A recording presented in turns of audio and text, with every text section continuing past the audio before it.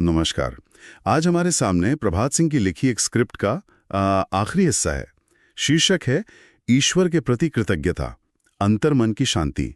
तो हम इसी पर थोड़ी गहराई से बात करेंगे कि कैसे ये अंश आभार और मन की शांति को जोड़ता है। जी। इसमें जो एक मुख्य विचार है वो ये कि जब कोई व्यक्ति मतलब सच्चे दिल से ईश्वर को धन्यवाद देता है ना, तो उसकी चेतना धीरे धीरे वो डर, तनाव और जो उम्मीदें हम लगा लेते हैं उनसे मुक्त होने लगती है। बिल्कुल, एक तरह से जैसे बोझ उतर रहा हो। और स्क्रिप्ट ये भी कहती है, जो मुझे काफी अहम लगा, कि जहां कृतज्ञता होती है ना, हाँ, वहां शिकायतें टिक नहीं पाती।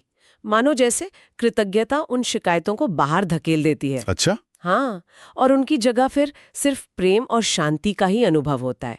ये केवल शांति महसूस करना नहीं है, बल्कि शिकायतों का सक्रिय रूप से हटना है। हाँ, ये बात तो है। और जो मुझे इसमें एक और खास बात लगी वो ये कि स्क्रिप्ट इसे किसी सफर के अंत की तरह नहीं देखती, बल्कि इसे एक नई शुरुआत बताती है। एक ऐसी यात्रा जो बाहर की दुनिया से अंदर की ओर ले जाती है। सही कहा।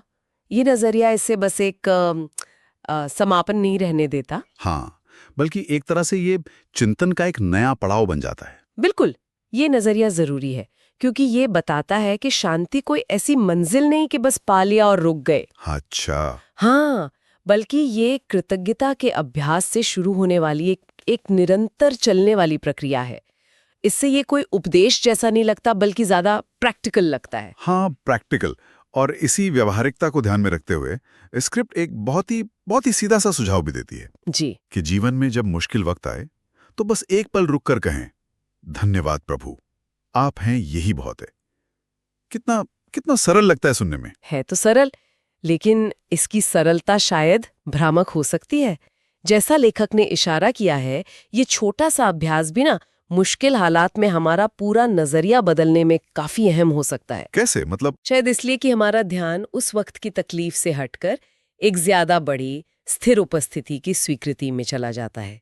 और उसके प्रति आभार पर फोकस का शिफ्ट। हाँ, शायद वही फोकस का बदलाव राहत लाता हो। लेकिन क्या ये वाकई इतना आसान है?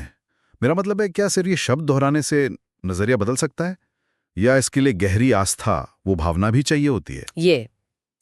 ये शायद बहुत व्यक्तिगत अनुभव की बात है।